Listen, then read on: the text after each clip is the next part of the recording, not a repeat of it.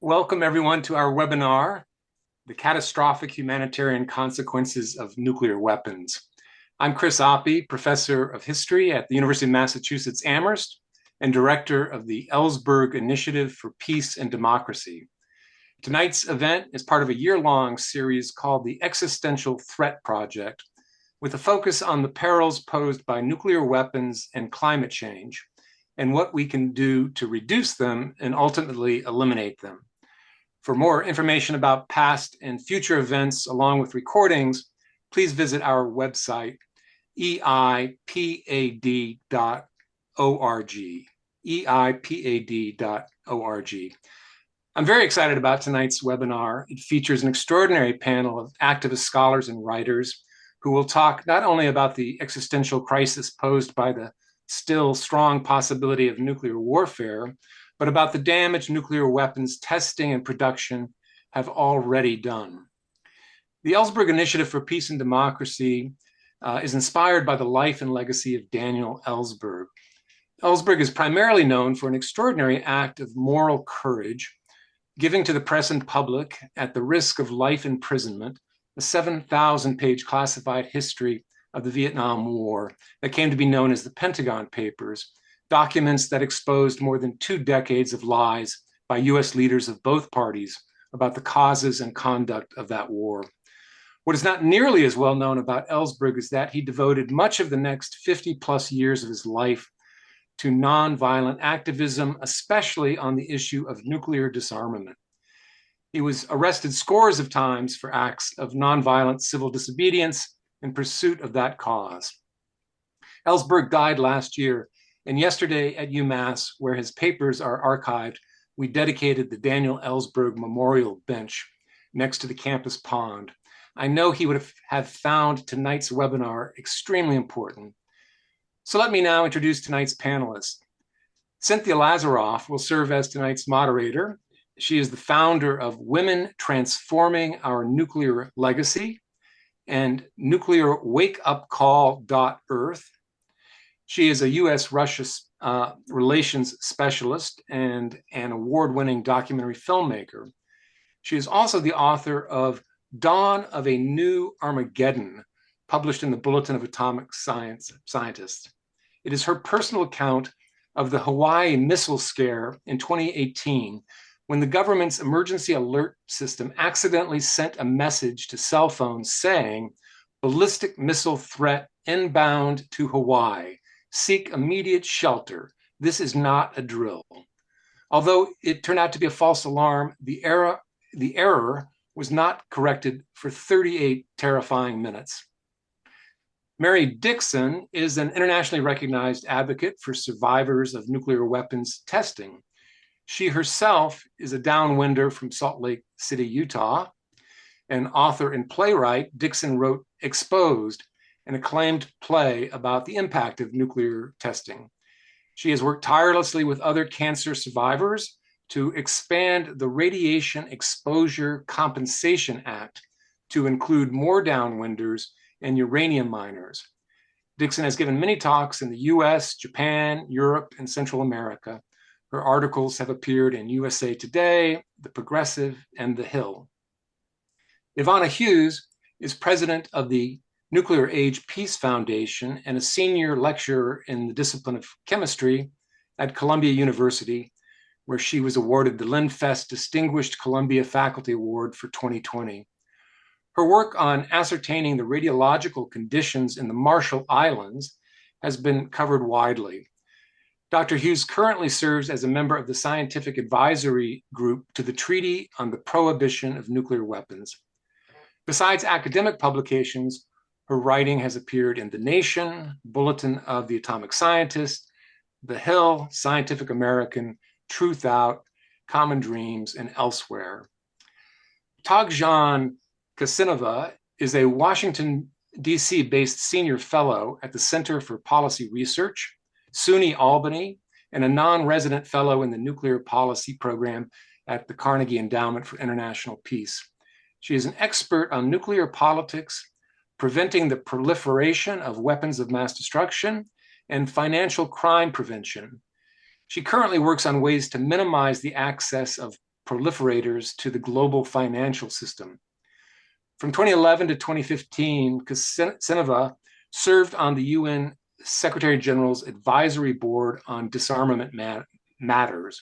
She is also the author of the award-winning Atomic Steppe, How Kazakhstan Gave Up the Bomb. It was published in 2022 by Stanford University Press. Mary Olson is the founder of Gender and Radiation Impact Project, which is an educational and research nonprofit based in Asheville, North Carolina. Olson was trained as an evolutionary biologist and brings that perspective to her analysis of radiation and human health. While much mainstream data on the impact of radiation has been based on harm to men, Olson found that radiation has disproportionately impacted girls and women. She formerly worked with the Nuclear Information and Resource Service, where she was staff biologist and radioactive waste policy analyst. Then, as director of the organization's Southeast office, she played a key role in preventing some particularly dangerous practices and designs in that region's nuclear power reactors. As you listen to the webinar, please post any questions you may have into the Q&A, and in the final half hour, the panel will try to address some of them. So now I'm happy to turn the proceedings over to moderator Cynthia Lazaroff. Thank you so much, Chris, for your warm introduction. I'm so honored to be here today with you all and our four extraordinary women, Togzhan, Ivana, Mary Olson, and Mary Dickson. I admire you all so much. You inspire me always. In the spirit of our beloved Daniel Ellsberg, you all have dedicated your lives to truth-telling about the catastrophic humanitarian consequences of nuclear weapons, each in your own incredibly compelling way. You sound the alarm on nuclear dangers. You passionately call for nuclear justice, for disarmament, and the abolition of nuclear weapons. We're so grateful for everything you do and excited to hear from you today. So with that, let's go to our first question. And I'd like to start with you, Togzhan. How did you learn about the catastrophic humanitarian impacts of nuclear weapons? How has this impacted your life? What actions has this inspired you to take? How can people get involved to support your efforts make a difference? What concrete actions can people take now to change our nuclear story? So Togzhan, please. Thank you so much. It's my honor to be among this fantastic group of women. I was born and raised in Kazakhstan, and the family of my father lived in the city of Semipalatinsk, which was only 75 miles away from the Soviet nuclear testing site.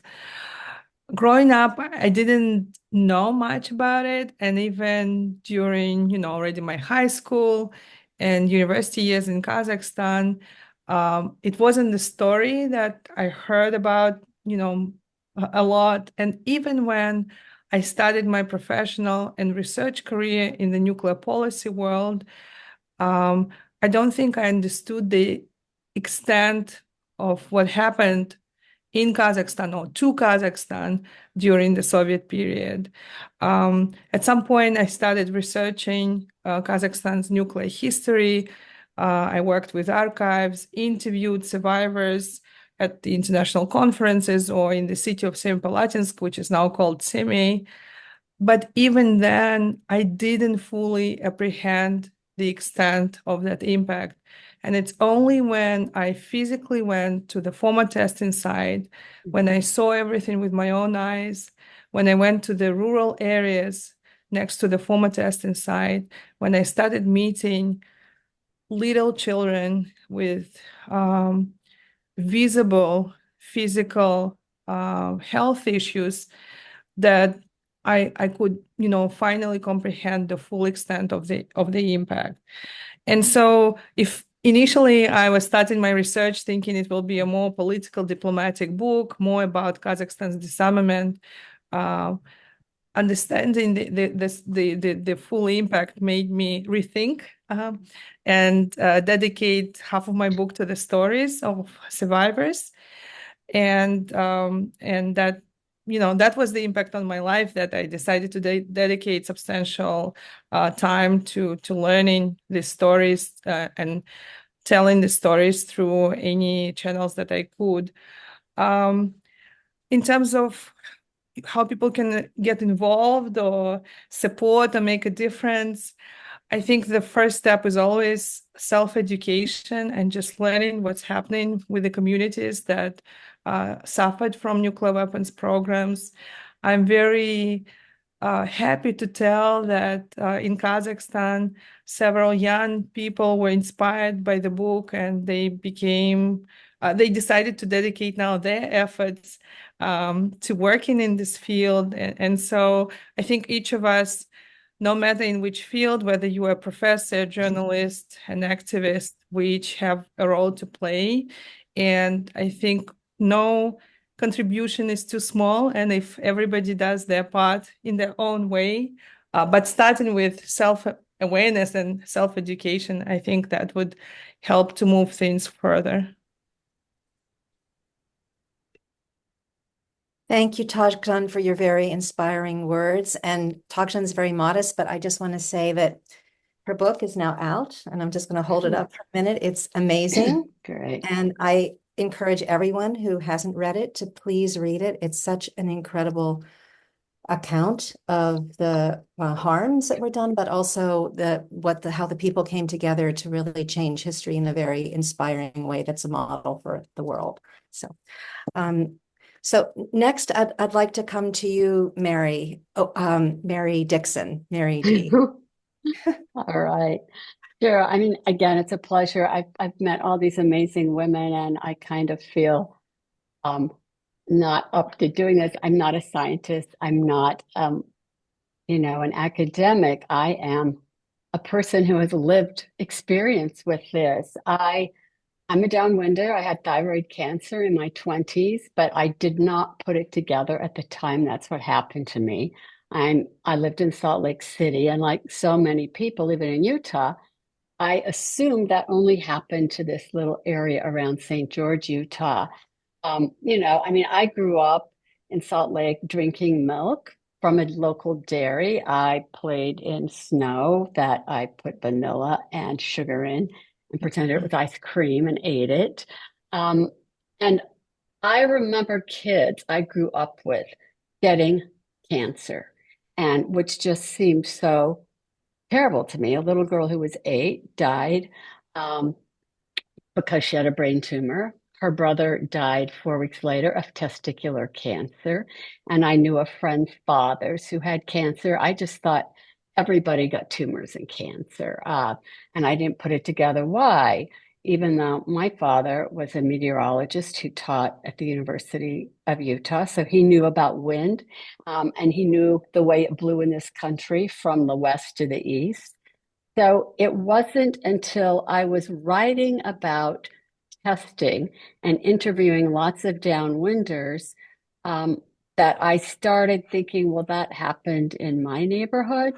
And I was writing a story about a woman who was a photojournalist who was taking photographs and doing brief personal histories of people who were impacted. So I was writing about her and her work. And when she was ticking off the cancers and she said thyroid cancer, I just said, oh, I had thyroid cancer. And she right away started asking me questions. Where'd you grow up? Did you drink milk? And I said, well, I grew up in Salt Lake. Yes, I drank milk sometimes.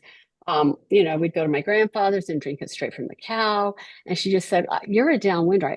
No. That was people in southern Utah. And she showed me a map that Richard Miller did that showed where the fallout went in the US, and I was stunned.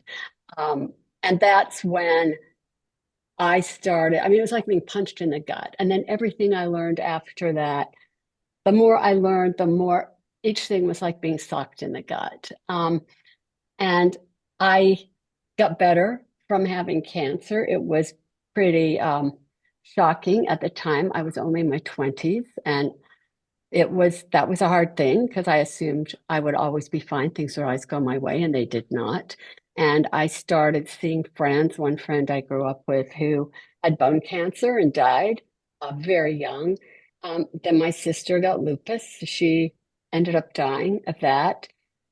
So I just started seeing the experiences of other people. And as a then journalist, I thought what I can do is write about this. That's how I can let people know. I just think it's so important that we do everything we can to let people know what happened and to let them know how widespread the fallout was, where it went, and how many people could have gotten sick from that. So I think that's really important to do. And I know when I was younger, I kind of assumed that everybody in power, every one of our elected leaders probably knew a lot more than I did. Well, it didn't take me long to figure out that they really did not.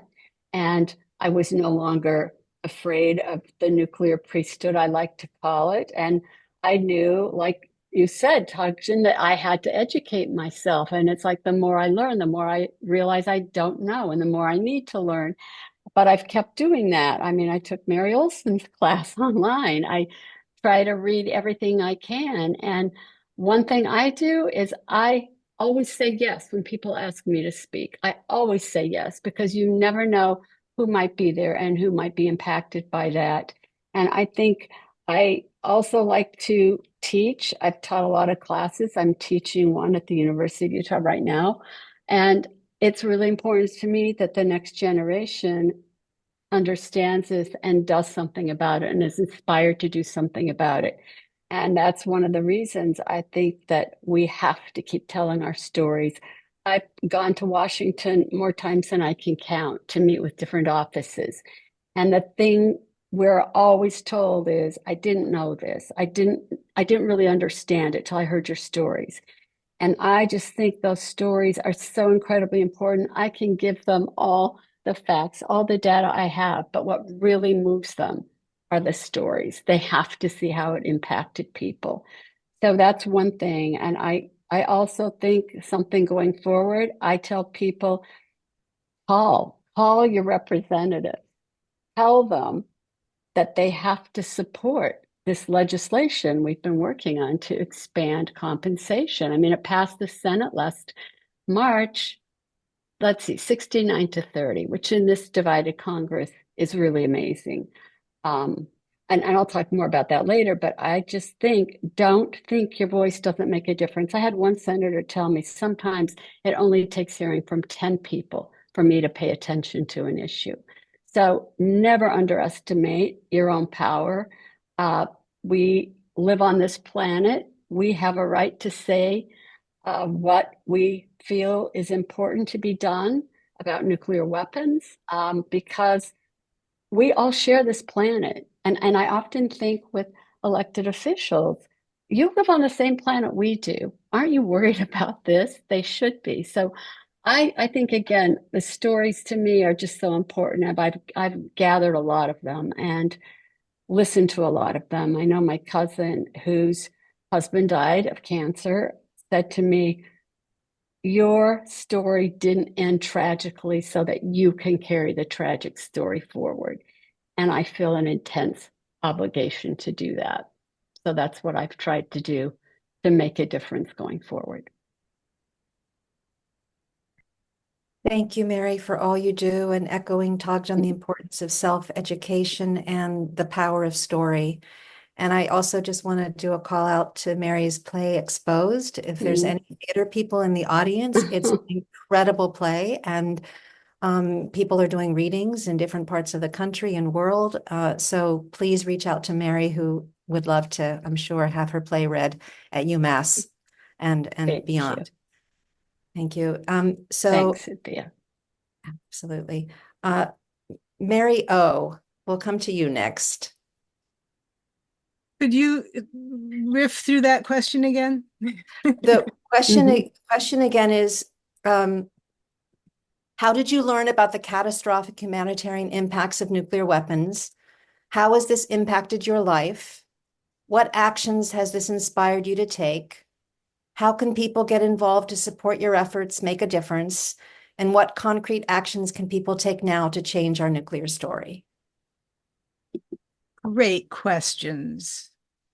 So, fission, that was something that human beings started doing in an organized way in 1942. 1942, it's not even 100 years. It was a decision. Fission is a decision. And so I'm going to end with this. We can change our minds. So that's the beginning and the end of my own personal story. Fission is a decision. And I have that deeply rooted in me because my father was a graduate student at UCLA and during the war was at Caltech when Oppenheimer was there. They didn't work together, but he was on a parallel professional community track, whatever. This wasn't theoretical, it was community, and he was in that community. And so I was raised by people who really had some purchase on what this whole technology is and what it was doing. And my father and mother were both deeply committed to stopping it. And my mother was somebody who sheltered my early development, but I found out when I was 4 years old because the school was trying to set up bomb drills and they needed to make a plan because our house was too far away to go to the drill. And so after 2 rounds of this, I suddenly asked my father and my sister, my mother was not present, what's a bomb? We're doing a bomb drill. Well, what's a bomb? And so my 4-year-old self heard from people who were authorities in my life, my older sister and my father, that a bomb was something that could fall out of the sky at any moment and everything would go away. And I asked a few questions and pretty much got the notion that this was a done deal. I mean, at that age, it just seemed to me that the level of concern that my father and sister were expressing and the school wanting to do a drill and all these things, that this was this was part of this world I was in. And I have to tell you that I stopped having a sense of a future at 4 years old. I couldn't think ahead. I couldn't plan. I went through all the way through college. It wasn't until I was in my 30s that I began to be able to talk about next month, next year, actually, like trust that time was continuing to come and I could occupy it. So the impacts to young children and to people of all ages in a dimension that isn't about science, but very much about our existence and our ability to be empowered is what I experienced and brought me into this work. And I'll just say that I got sick that night. I didn't want to go to school anymore. I didn't want to be away from my mother. I wanted to be home. I got sick that night. I had chronic illness for the next 20 years. And it was all about basically becoming homeschooled. And all of that served me very well. And then sadly, I had a job as a research assistant after college that involved radioactivity, and I became contaminated, not by any big accident. It was a purely incidental thing, but it was high levels for most research labs have much less. This particular lab had a lot more. Was I injured? Well, I had a whole cascading health effect consequences. Happily, nothing I can't live with. But when I hear people describe the kinds of symptoms that many people have had initially after exposure in places like Chernobyl and Fukushima, I understand completely that they are giving factual information about muscle pains and nosebleeds and chemical sensitivities and loss of regular hormonal function and really a long list of things that could be from many different causes. But these are realities for people who are living in nuclear radioactive contaminated areas. And I just want to validate people who are listening that these are real. I never bothered to try to prove that this was related to my radiation accident, but I have absolutely no doubt in my own experience. So once that all happened, I got 5 years of recovery. And then I received a notice in the mail from a nonprofit organization telling me that the federal government was going to deregulate radioactive waste, about a third of it, and make it go out into the commerce, into recycle and not be labeled. This was 1990. And I dropped everything and said, that is what happened to me at work. It was a small object that was contaminated, and this cannot be allowed. And we stopped it. And with that victory in hand, there was a long, long story of all the things I've done since 1991, and one victory after another, as long as you're willing to work with everybody, including the people who are doing what you're hoping will stop. Very often my victories can't be claimed by me because it was the only corporation or individual who could make the change, made the change. So we celebrate their infinite wisdom, knowing that we gave them tons of free advice. And so in this kind of a collaborative way, I invite everybody to embrace, even in the United States, the fact that the rest of the world is ready to get rid of nuclear weapons. And we have a new treaty, and probably we'll talk about that treaty, but that's how people can get involved today. Learn about the Treaty on the Prohibition of Nuclear Weapons, or TPNW,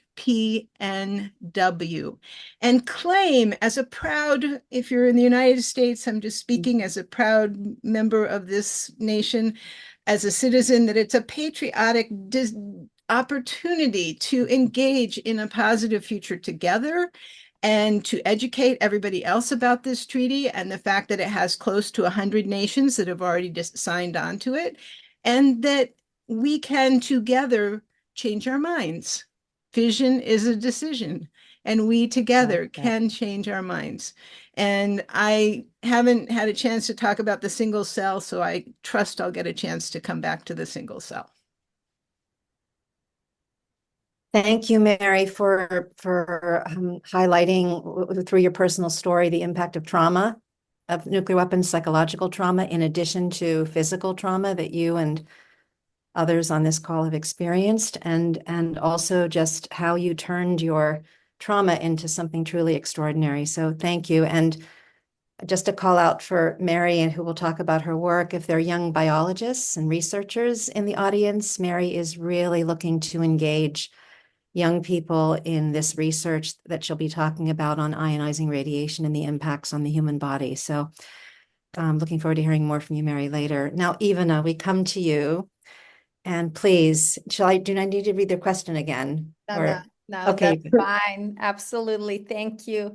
Thank you, Cynthia, so much. I'm already loving all of this so much. And of course, your moderation is more than greatly appreciated. I also really just want to thank the Ellsberg Initiative for bringing all of us together. I know I've known all of you individually, but just to have this group talking and thinking together about these issues really is so deeply meaningful to me.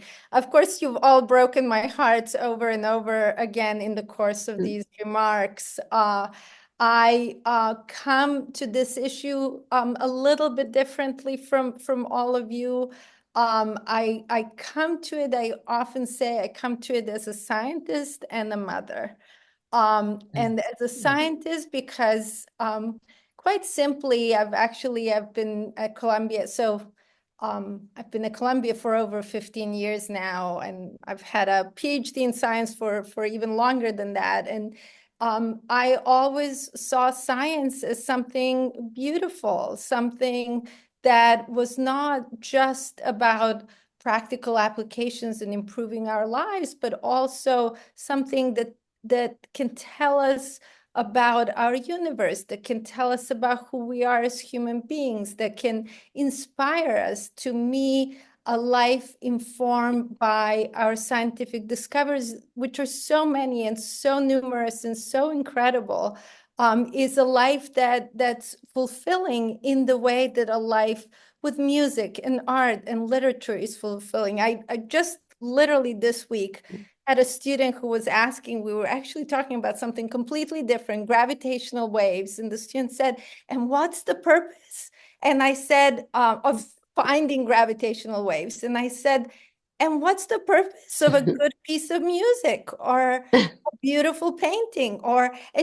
So to me, science is about beauty, is about the world and this incredible universe we live in, and is about our incredible need to learn more, our curiosity, right? It touches deeply on our curiosity about ourselves and about our world. So to me, for nuclear weapons to be the legacy of science is just not acceptable. To me, I don't want people to associate science with nuclear weapons, or in some scenario for nuclear weapons to bring an end to this world, and then somehow science is behind that. I really have for now about a dozen years, and I wasn't trained in this field of science. This wasn't where I came into it. I came into the topic actually from teaching and from learning about the incredible danger that nuclear weapons pose to all of us. And of course, the devastating legacy that they have already left on our world. And in learning all of that, I quite simply feel that given that scientists were involved in the beginning of the nuclear age, scientists also, in my mind, have to be involved in ending the nuclear age. I also I love that it's 5 of us women on the screen right now. Of course, we've all seen Oppenheimer, and we could have a whole webinar about the film Oppenheimer. We won't. But I think one thing that's striking about that film is that the beginning of the nuclear age really was a story of men. I mean, quite simply, maybe you'll find this figure over here and complain that this woman wasn't given her dues, but it was quite simply a story of men. And I believe very, very strongly that women are writing the end of the nuclear age.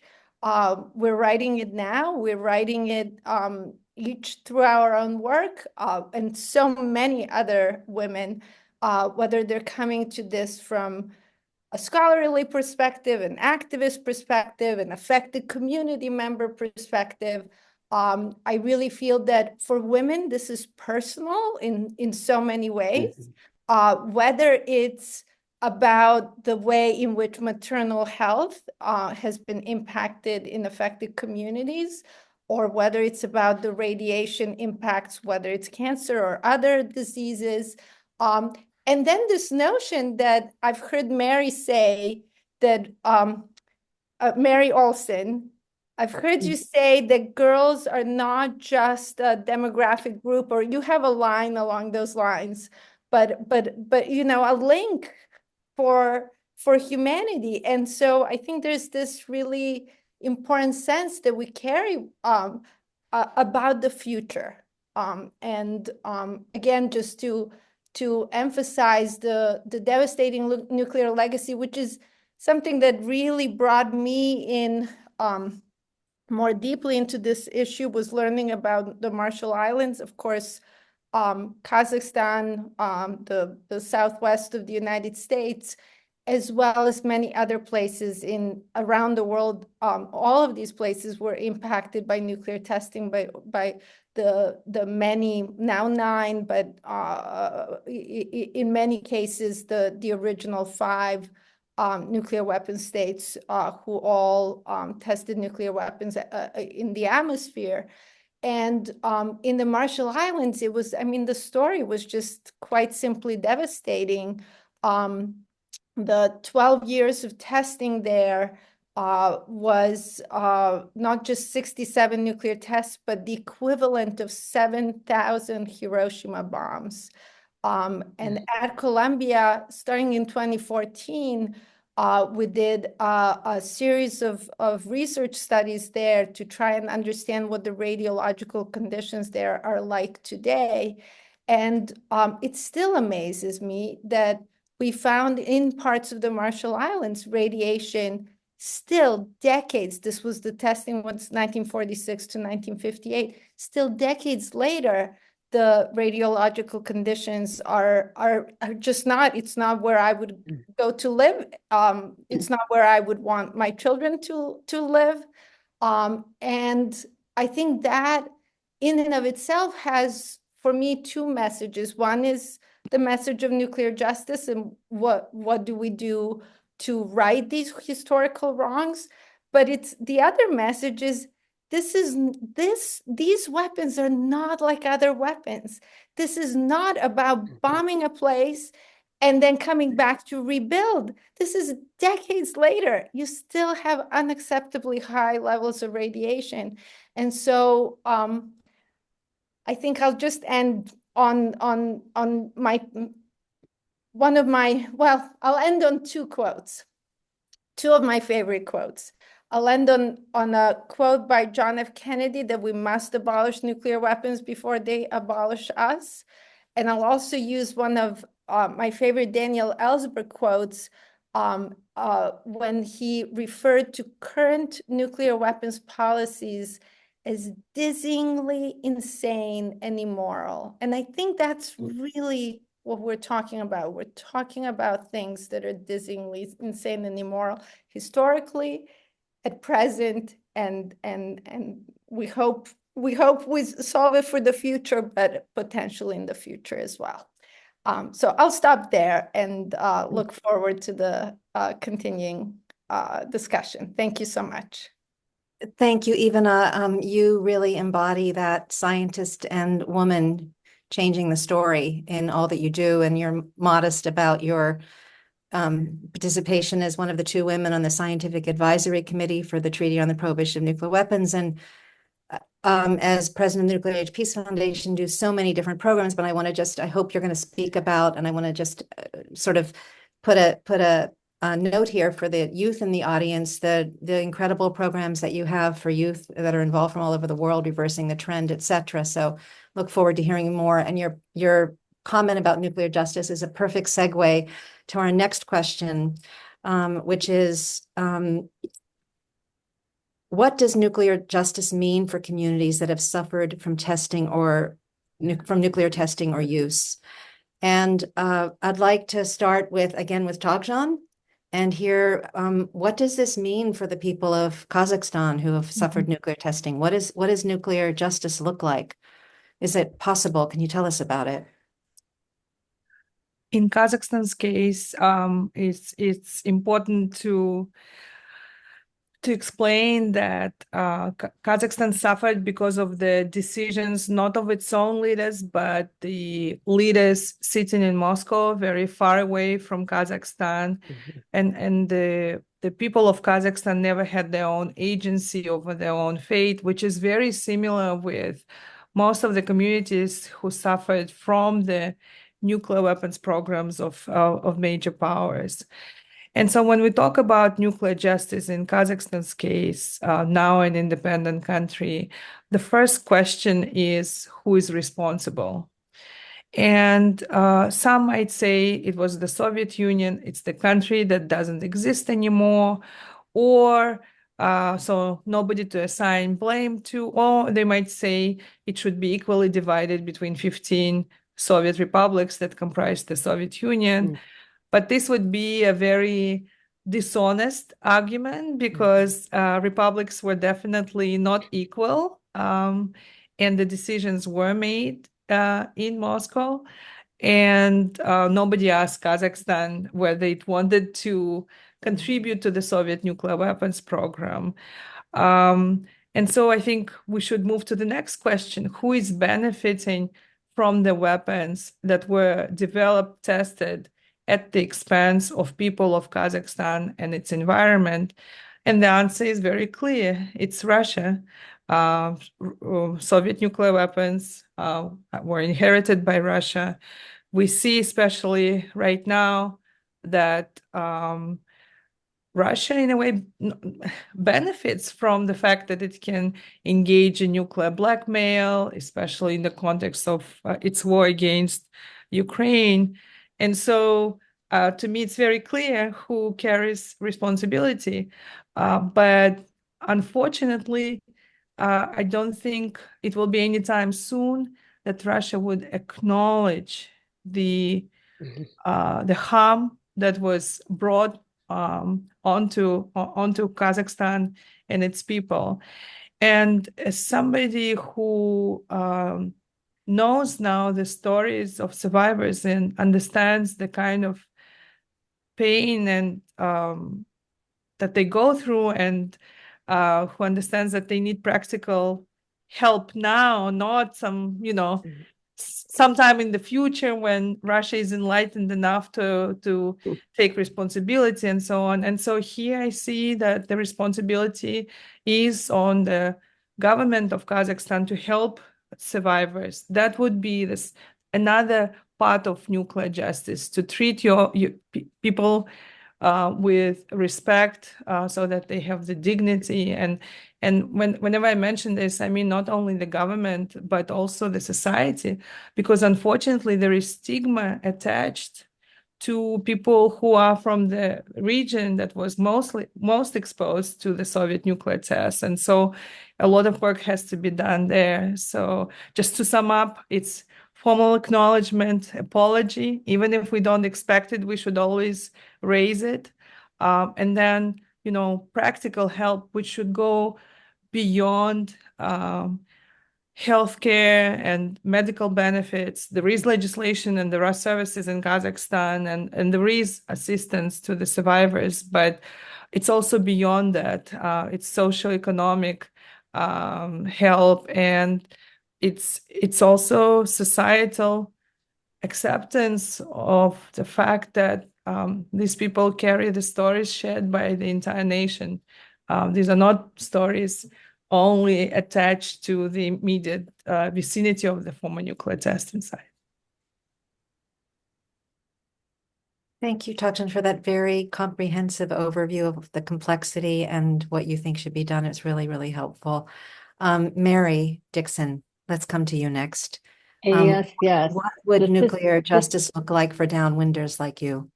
Well, for downwinders, A, recognition, B, compensation, and C, a commitment that it must never, ever happen again, that we cannot use these nuclear weapons. Their very existence is madness. In the US, we know who's responsible. It's the US government was responsible for our nuclear testing program. They were told early on when they were looking at a site in the continental US to put the testing that the winds blow from the west to the east and it would carry it across the country. And they did it anyway. So we were lied to and misled for decades and decades. There were cover-ups after cover-ups. Even when it's very interesting to read the Atomic Energy Commission minutes, because there was at one point where one of the commissioners brought up that, look, animals are getting sick, people are getting sick. I don't think we can safely do this. And another commissioner said, nothing is going to get in the way of testing, nothing. And then said people have to learn to live with the facts of life. Fallout's a fact of life. And what they needed to do was the judicious handling of public information, i.e. propaganda. And we all suffered because of that. The fallout went far beyond the Nevada test site. We know that. I mean, Utah was blanketed. Montana got heavy levels. A lot of states in the West did. So we were able to see compensation. 1990. Finally, they passed the Radiation Exposure Compensation Act, which was incredibly limited. It was a handful of counties in southern Utah, southwestern Nevada, and northern Arizona. 22 counties, that was it, when we know how far it went. So we have fought for years to get that expanded. And as I said, we actually have made incredible progress just in the last couple of years. There was a bill that would add all of Utah, all of Nevada, all of Arizona, as well as Colorado, Montana, Idaho, New Mexico, because New Mexico, where the first test was conducted, never was included under RECA. It would also add Guam, which was downwind of US testing in the Pacific. It would add more categories of uranium miners, and it would raise the amount of compensation for downwinders from $50,000, which we know the exorbitant cost of healthcare and cancer treatment, and that does not cover it by any measure. So it would increase that to $100,000, which still isn't enough. And even adding the states that would be added, we are told, oh, it'll cost too much. It will cost too much. But, we have spent over $12 trillion in this country on nuclear weapons since the Manhattan Project. There was an article in the New York Times just recently about our plans to upgrade our nuclear arsenals. They call it modernization, a great euphemism, by the way. And they plan to spend $1.7 trillion over the next 30 years upgrading our arsenal, which to me, it's madness, but they tell us that the 2.5 billion that's been spent on taking care of downwinders and uranium miners already, that apparently was too much. And by increasing it to more communities that have suffered and continue to suffer, they say that would break the budget, that would add to the deficit, which is, to me, a very specious argument when you are looking at a potential investment of $1.7 trillion on those weapons that harm people. And we have yet to take care of the people harmed. And again, even the expansion we're going for doesn't go far enough. And even though it was approved and passed by the Senate, even though President Biden said he would sign it into law, the House has yet to even bring it to the floor for a vote. So we are fighting for that now. Bill sponsors are negotiating with Speaker Johnson, and we're hoping that happens. But there cannot be justice just with the outlay of money for the people who've suffered, because obviously nothing's going to bring back everyone we've lost, not going to bring back our health. It's not going to keep us from worrying with each ache, pain, and lump that we're getting sick again. So they must look at this investment and how detrimental this is to our entire country. I just think there can be no justice as long as those weapons are a part of our defense. Thank you, Mary. Thank you, Mary, for giving us an overview of RECA. And I just want you to just say, maybe for very briefly, people can contact their representatives in the House and in the Senate again, just to reinforce the need of the importance of this. That's something that everybody on this call can do. Yes. Yes. And Speaker Johnson, he has to hear from people. I know he listened to some folks, but he's not doing anything yet. And this is the really shameful thing. My delegation, the delegation from Utah, where people were heavily impacted, our senators voted no for that bill, and our congressional representatives in the House are doing nothing, absolutely nothing. So to me, that's just a shameful betrayal of their own constituents and the rest of the people who were harmed. Thank you for all you're doing for justice, for nuclear justice. I'm really inspired. Mary Olson, I'd like to come to you, and maybe you could address what you think nuclear justice would look like for the Habakasha and the communities that you've worked with who have been impacted by the use of nuclear weapons. I actually don't feel like speaking for them. Okay. They have their own voices, and the people who I speak for, my mentors taught me to speak for, are the future generations. So if I may change the direction. Please. So there's been reference to the fact that little girls are not a subpopulation. They're not a demographic. And this is emblematic of a lack of the teaching or the comprehension of basic biology that we cannot, it does not work. It is not functional to study a single population of adults and think that we are doing an adequate job, especially if we base the regulations and the safety protection regulations on that adult population. That is the most resistant part of a life cycle. The life cycle includes every egg, every sperm, every embryo, every fetus, every infant, every toddler, all the way up through all the stages of development as children and teenagers. And then you get to the adult phase, which pretty much doesn't really start until the 30s. So the huge portion of life that is the most vulnerable to radiation harm is not being considered by the United States Environmental Protection Agency, the United States Nuclear Regulatory Commission, the United States Department of Energy, and all of the nations that base their stuff on the US stuff because we're the mega nuclear head, right? So there are some independents in the world. There are some people in Europe doing other things, but pretty much we rule the roost, and all of our regulations are based on either an averaged adult male and female population, or in most of the case, an adult male called reference man. And I believe in a reference individual as a functional tool. So I'm not trying to attack that idea. But the young adult male was chosen way back during the Manhattan Project for good reason, because the people who were being exposed to the Manhattan Project itself and its radioactivity were behind gates and behind fences, and they went in there and they were primarily male and they were G.I. Joe kind of guys. And so the standards were written based on them and protecting them. And that was completely legitimate.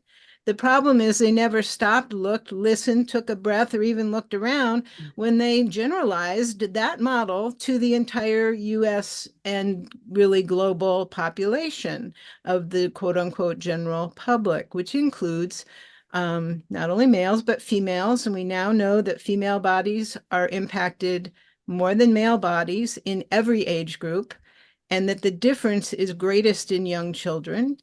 And a little girl is born with every egg she's ever going to have.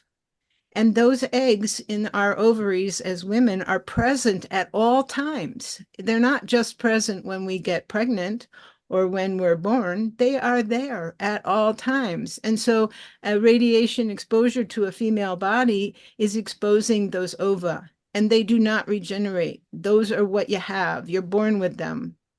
And so they're actually made inside when that girl is in utero, in her mother. And so a pregnant woman is actually 3 generations, because she has her own body, her soma. She has her developing fetus. And the fetus, after a certain point of development, now has ovaries and the ova of what, if it goes all the way through to becoming a baby, will be that woman's grandchild. So you got 3 generations there all being exposed together. And so, it only takes one cell to start a pregnancy. That's the ova. Sadly, it only takes one cell to start a cancer. Not every exposed cell results in cancer.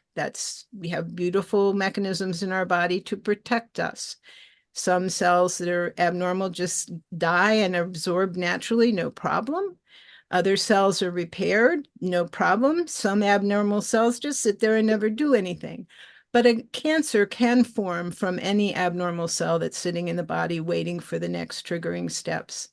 And so both babies and cancers come from a single cell, which is, again, why communities like Mary's and like Togzhan's are, and the Marshall Islands, there is no safe level, because a single cell doesn't need a whole lot of exposure. So it doesn't happen every time, but it can happen anytime. So for my community that includes the babies of the women of today and the girls of today and their partners, because a woman doesn't make a baby by herself, but the sperm do regenerate. So that's why I'm focusing on the ova. So we can talk about sperm another time. There are issues, but pretty much we need to adjust all of our thinking, all of our regulations, and all of our protections to the youngest female. We don't have enough information to be able to yet say the fetus, but we can say a girl. And when we protect the girl, who is 10 times at least more impacted by radiation harm than the reference man is. Reference man is the most resistant part of our life cycle. We're not a population, we're a cycle.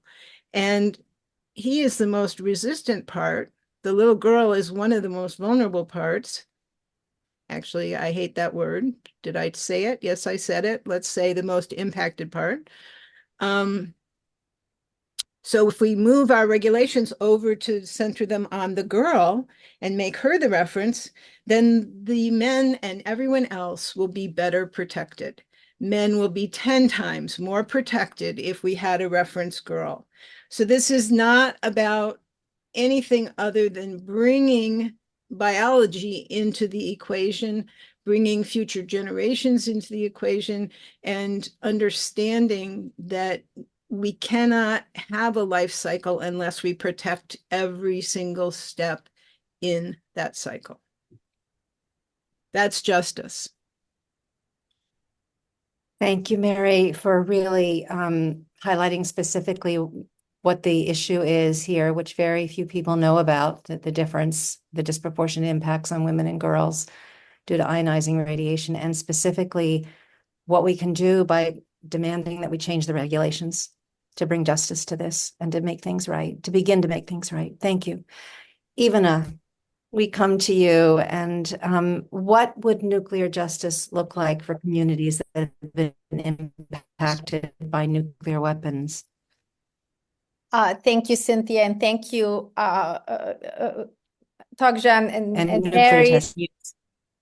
Yeah, thank you, Togzhan and Mary Dickson and Mary Olson for these excellent answers. I agree really with everything that's been said. So I want to just shift my answer in a slightly different direction in the way in which, what are we actually doing to achieve nuclear justice? So I really love, I love Mary Dickson's recognition, compensation, and commitment for this to never happen again. I also really appreciate, Togzhan, you mentioning the notion of an apology.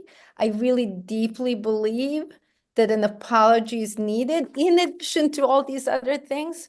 But I really, and I would say a simple sorry is just so important. And I'll come back to my role as a mother. When my kids did something on the playground that I didn't think they should have done, I made them apologize. And I mean, in these cases, whether it's the government doing it to its own people, whether it's government who did it to other people, other groups, whether that's the Pacific or in the case of Kazakhstan, obviously, many other examples from Algeria to Australia. Really, truly, these nuclear legacy issues are global and worldwide. I think the sorry is going to have to come, and the sooner they do it, the better. What is the international community doing about this? So there are really, from my perspective now, two very promising developments. One, of course, is the Treaty on the Prohibition of Nuclear Weapons, which you've heard about a little bit, but I want to just add a few points about the treaty itself.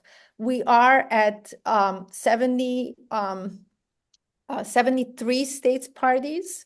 As of last month, 3 new states parties. We have 25 other states have signed the treaty. And so we're getting close to 100. We're getting close to half of all UN member states. This is all very exciting. The treaty, as the name says, prohibits any and all activities that have to do with nuclear weapons, from making them, possessing them, transferring them, taking them onto your territory, threatening to use them, of course, using them. So all of it. But the treaty, there's something really beautiful about this treaty, is that in addition to that kind of aspiration of a world free of nuclear weapons, the treaty does deal with this horrendous and devastating past that we've been hearing just snippets about. I mean, these are entire webinars just about each region, each place impacted. And what exists in the treaty are 2 articles called Articles 6 and 7, Article 6 deals with what's referred to as victim assistance in environmental remediation. So of course, we've been talking about the way in which people have been impacted. And I also even alluded to the research on environmental contamination in places like the Marshall Islands, but obviously this is not the only place where that is the case. And so there's this commitment to right these historical wrongs, and Article 7 has to do with international cooperation on all aspects of the treaty, but also, of course, on Article 6. And in the UN, in the TPNW, the Treaty on the Prohibition of Nuclear Weapons world, when the treaty has so far had 2 meetings of states parties. The last one was almost a year ago, last November/December, and the next one is coming up. The 3rd meeting of states parties will be next March. What happens in between is the states parties organize themselves into working groups. And so there's a working group on Articles 6 and 7, which is co-chaired by the Republic of Kazakhstan and the Republic of Kiribati. And it's just this most lovely partnership. I really, really love the way in which these 2 states have come together to work on these issues. Kiribati, I didn't mention earlier, is another Pacific state in addition to the Marshall Islands, where actually both the United Kingdom and the United States tested nuclear weapons, and has also has a devastating legacy from that. And so these 2 states have been very committed to carrying this process forward of how do you get to nuclear justice, how do you get to victim assistance and environmental remediation. And I'll just add one last point, that of course these conversations on Articles 6 and 7 are happening within this space that is currently occupied, as I said, by about half of all UN member states. So not everyone is in the conversation. So what Kazakhstan and Kiribati did last year, and this is a process that's now going on as literally as we speak, at the United Nations General Assembly, there's something called First Committee. And these 2 states have brought a resolution on nuclear justice so that the entire world, the entire UN, is discussing these issues. And I'm so both inspired and grateful and really moved by this work. And I do hope that we can get to that recognition, compensation, commitment, apology for all of the victims all around the world. And that we can, I recently published an article in which I said, honor the victim. The title ended up being Honor the Victims of the Nuclear Age by Bringing It to an End. And so I think that's another piece that the stories we know from the victims must inspire us to get rid of these weapons once and for all. Well, Ivana, thank you for that inspiring message of hope. And everyone has done perfect segues because we're into the timing for the Q&A, and I wanted to be able to address the treaty before we got to the Q&A. So your answer and your pivot was absolutely perfect and so appreciated. And I wanted to also end on a ray of light and hope, which that treaty is for me the greatest in this work. So thank you for bringing that forward. I know there are things that we all wanted to talk about that we haven't addressed. There's always plenty more to do, but maybe we can address some of those in our answers to the questions in the Q&A. I'd like to really honor the audience, all of you here, and your questions. And so let's see. I see questions both in the chat and I see questions in the Q&A. So I'm just going to go with this one, which is relevant to the discussion about the TPNW and gets into some of the questions that I know that we wanted to address. If the USA took the lead and signed the UN TPNW, do you believe that Russia, China, and the other nuclear armed nations would follow? Who would like to start? Who would like to take that one? Mary, please. Thank you. But if you want to start. No, go. Okay. Absolutely, please. Okay. So all of the major global accords say that the nuclear weapons nations will disarm. There are various levels of commitment that have been enshrined around those statements, but they all include that. And so just for a moment, let's take a little image of a burning house. And there's a window on the second story. And the people inside the house, 2, 3, 4 people, 5, maybe 8, maybe 10, they could jump out of that window and they'd probably survive, but they're probably going to suffer some amount of harm or injury from jumping. And yet the rest of the house is burning hot. It's a big fire. And so like jumping on the ground is one picture. Now the second picture is the fire department comes, and the fire department puts one of those big fluffy bags of air that's you can jump onto, and they've got an ambulance, and they got EMTs, and they got, professionals who are all trained and a good system, and it's all been tested. And now the people in the second story can jump. And the TPNW is that big fluffy bag, and the UN and all the nations that have signed are the EMTs and the ambulance and everything else, providing structure and accountability and confirmation and all those other words that aren't coming to my mind. But we've done it. We've done it over and over again. We have agencies who know how to do this. They do it all the time. And so with that whole structure, now the nuclear nations have the opportunity to jump and decide it's time, let's do this. And I honestly think that it's degrading everybody. We all know we've made ourselves sick, whether they're willing to admit it or not. And I honestly think that if it's viewed as a positive rather than a negative, we can build that culture. And that's what this process of normalizing the TPNW is about, is building that culture of we can have a world that is got a future. That little girl, 4 years old, future went away. Here she is saying, we together, all of us can have a future. And the TPNW is that big fluffy bag. You can jump out and it'll be good. It'll be good. The water's good. Come on in. Thank you, Mary. Those rousing words, really inspiring and bringing us hope.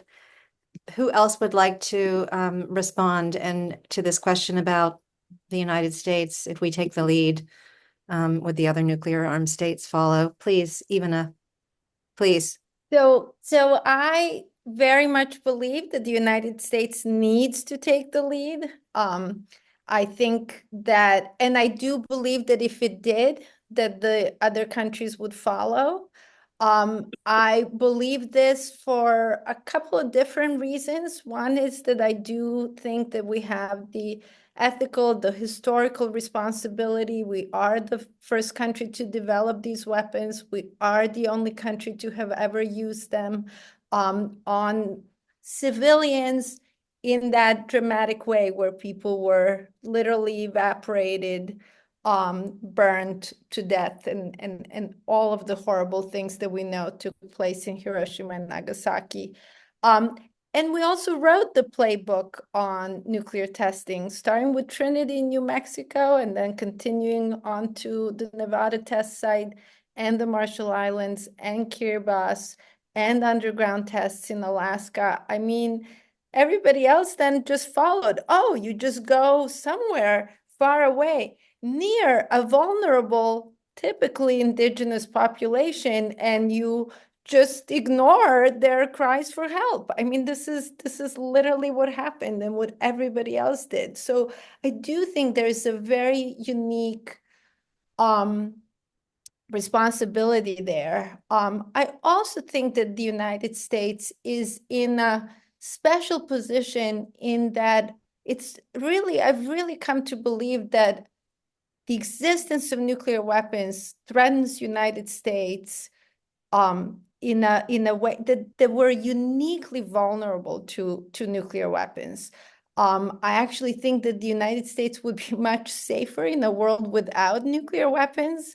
I mean, occupying the United States with its geography, with its conventional, not that I like this argument, I think we should be getting rid of them for all the other reasons, but it just seems absolutely crazy to be completely vulnerable. We're completely vulnerable to a country like North Korea, which is estimated to have maybe 30 to 50 nuclear warheads, which now with their intercontinental ballistic missiles can reach any part of the United States. Why is that a world that's acceptable? And here we are spending $1 trillion a year on defense, another $2 trillion on modernizing nuclear weapons. I mean, I go back to the Daniel Ellsberg, it's dizzyingly insane and immoral, and it's just crazy. I was at a lecture last night by Ambassador Alexander Kment, who was here at Columbia, who was the president of the first meeting of states parties to the TPNW. And he spoke about the need for a paradigm shift on nuclear weapons. We need to break this vicious cycle. And I believe that with a combination of public awareness, engaged citizenry, and excellent leadership, which was the case in pivotal historical moments, both in the 60s and the 80s, when presidents decided to do certain things. And I also believe we need involvement from religious and spiritual communities that this movement has not seen at the levels that are needed in a long time. And I believe with all of those, we have a chance to push the United States in the right direction, and then bring all the other nuclear weapon possessors along with us. Sorry for the long answer. Cynthia, may I add just 60 seconds? Please, I please. Yes. I just wanted to mention that it's not that it doesn't matter whether US and others sign up. Of course, it would be wonderful. But I think it's important to note that even without them signing, TPNW is already doing two very practical things. Number one, it put nuclear states on the defensive. The dynamic has really shifted, that now they almost have to kind of to defend their stance and their policy. And the second important thing is that so many countries who were dismissed by nuclear states before as though they didn't have any stake in the nuclear conversation, they now have a very good platform, UN, right? It's the most important platform you can have, where all these countries are reclaiming agency. And they can now, add their voices in a very structured way, in a very powerful way. And this connects to, to another question that I saw in the Q&A. The question was along the lines that what's the hope if even the huge disarmament march in New York City didn't change much? And I'm hopeful, not that, TPNW will definitely bring out millions, but I just want to share how incredible it was to see at both meetings of TPNW, to see very diverse participants of different ages. And there were many, many young people who were excited to be there, who wanted to be there. So it wasn't, something that was boring or stale to them. And I think that's an important ally to kind of get people involved again, or more committed to these kind of conversations. Thank you, Togzhan, for bringing forward that really important point of what it's doing. It's definitely shaking up the whole nuclear, the traditional way of dealing with nuclear weapons and controlling them, trying to control them. Mary, is there anything you'd like to add to this question? Mary D. Mary D. Sorry. Mary G. All right. Definitely. I mean, again, I think people just need to see what it's done to so many different people, from, people on tribal lands in the US to people across this country.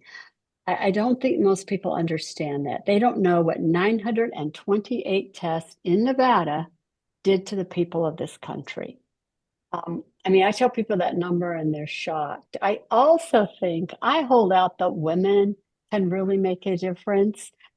If you go back and look at Kennedy and the test ban that he put into place, do you know how that really got to him? There was a woman who was a doctor and a mother in St. Louis who, in the 50s, thought strontium's got to be going into the teeth of these kids. She started a campaign to collect baby teeth, ended up getting 300,000 baby teeth. 300,000. And it was the work she and these other women did for this whole campaign, as she wrote an article in Science magazine. She got a call during dinner one night. Her son answers the phone. They tell your mom this is John Kennedy.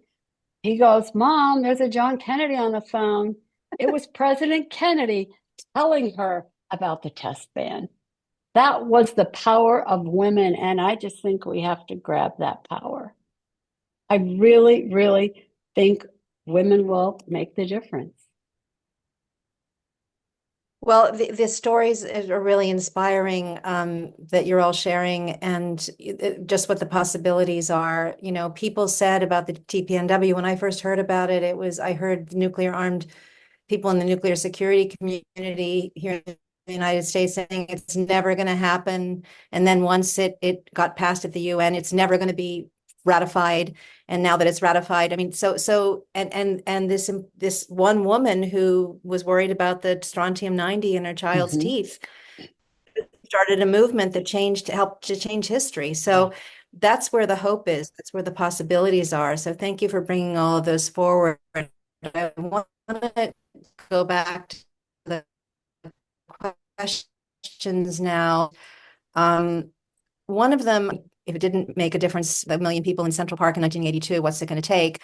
And this goes to a question that we've all been discussing in our little group, which is, how do we build awareness to actually get to that point and beyond today? And what is the role of youth? And this is a UMass conversation, I think it would be really wonderful to explore this a bit with you all on the panel in terms of your own experience with youth-led movements, and also what else it's going to take to get us to not only 1982, but beyond. Because 1982 led to some changes, but it didn't take us the distance. So what do we need to do? What is it going to take? Okay, I don't mean to jump in, but I want to point out that there's a tendency, especially sometimes in the academic discussions that we have, to look from something to the external impact without stopping to look at the internal impact of all of those people coming together. And the arms race did end. The Cold War did end. The Berlin Wall did come down. We did start taking apart nuclear weapons. So before we say there was a failure, let's explore and celebrate and acknowledge the actual forward motion that has occurred. Now, we're all terribly concerned that forward motion is now turning back on itself. And so it may be time to get 1 million people into Central Park again. I don't know. Maybe that's not the place. Maybe that's not the way. Maybe it's digital. Maybe the young people of today will be brilliant and think together about how to show up and energize and empower each other, which I believe was the true value of that event, not whether something did or didn't happen. Although I've spent enough time in an administration to know that there were nuclear things that were being heavily threatened, and then that demonstration happened, and those nuclear heavy threats backed down, and it was all within 1 week. And so can you really say that nothing happened? Well, you didn't see anything happen. That doesn't mean nothing happened. Yeah.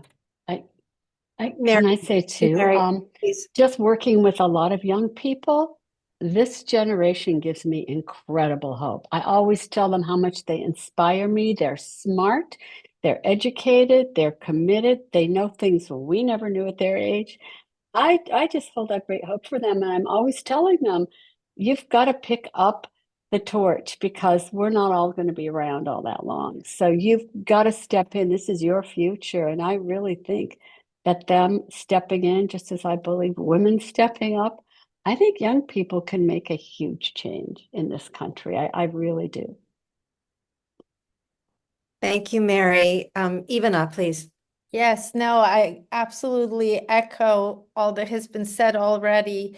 I find with young people, often you'll hear, oh, no one knows about nuclear weapons, or no one cares, or young people care about things like climate change and the environment. They don't care about nuclear weapons.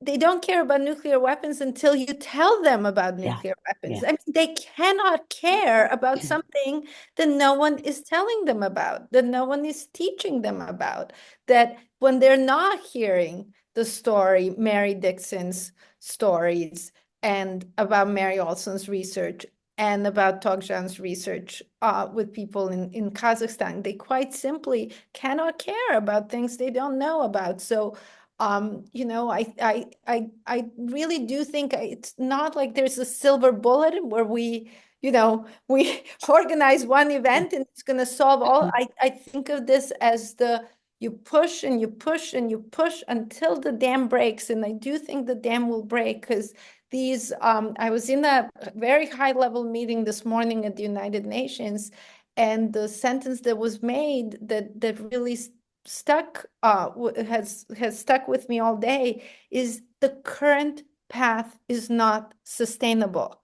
We cannot get through what we're doing now and just come out on the other end and everything is peachy rosy. It's just not sustainable. And whether we're talking a year or 5 years or 10 years or 20 years, doesn't matter. These young people's futures are at stake.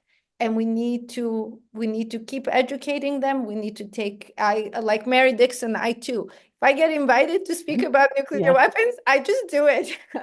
I was invited to a comedian's podcast, and my husband said, "Aren't you a little worried? Because maybe like who knows what he's gonna ask you or how." I don't care. I actually don't care. I'll say what I have to say, and let people interpret it as they may.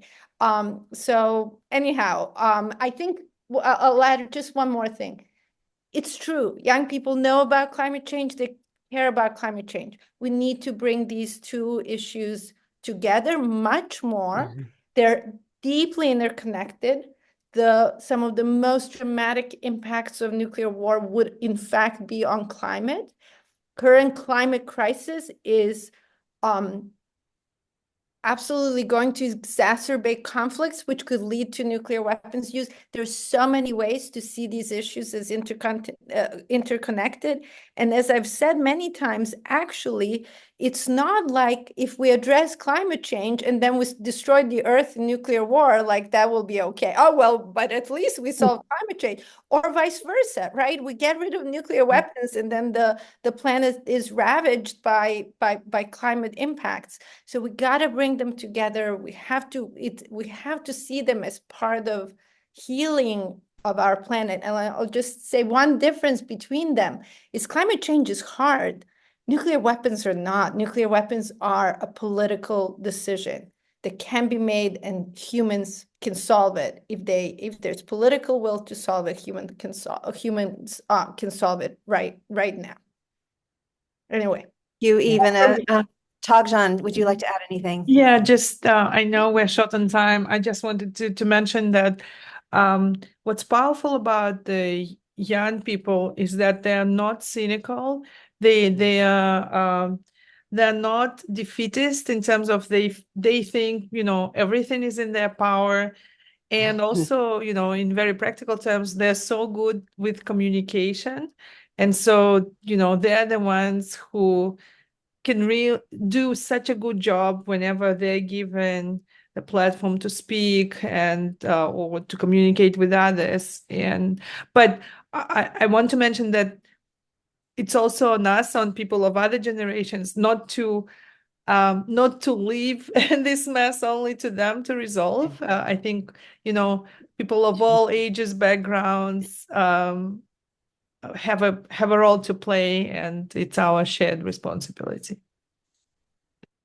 Thank you for those very inspiring words. We only have a few minutes, and I'm sorry we haven't gotten to all the questions in the chat, but there is one that a couple of people have referenced it, and I think maybe someone could just address it, and then we'll wrap up, which is a question about, it's about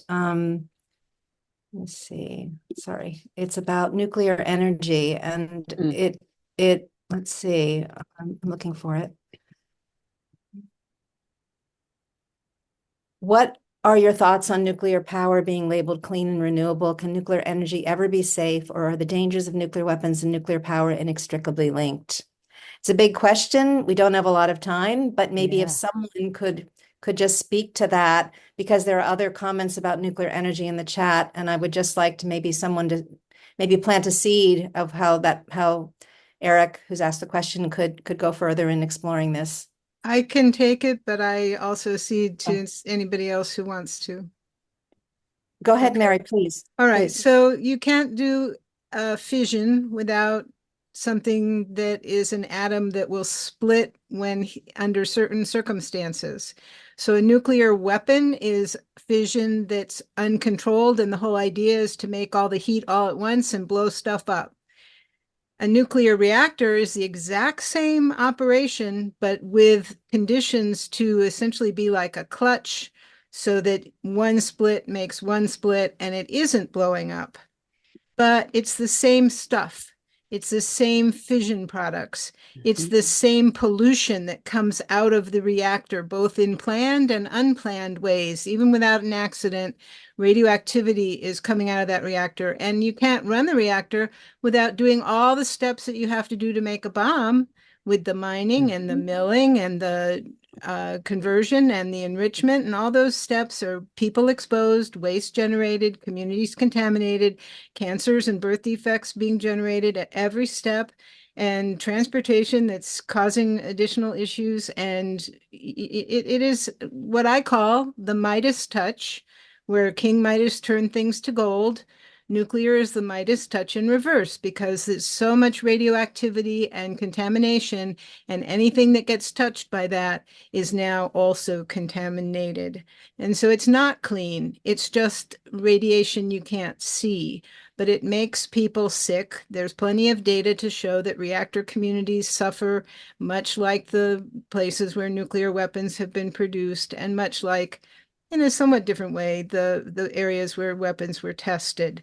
It's all the same radiation, radioactivity, disease, and death. And ultimately, nuclear power has created the great mother lode of radioactivity in the irradiated fuel rods. It is the largest reservoir of radioactivity on the planet that has been made by human beings. It's from commercial nuclear power.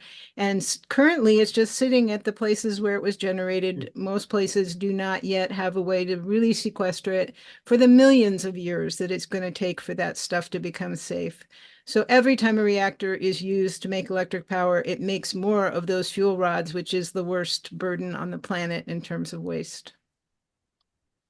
Mary, that was so Thank comprehensive and succinct, and just so thank you so much for that wonderful, devastating response in terms of the impact.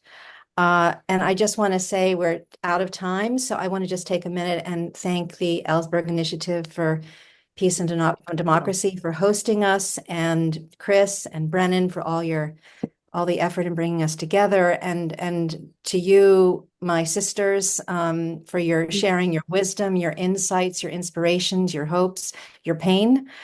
Thank you so much. It's been so moving. And to you in the audience for being with us and all of your questions. And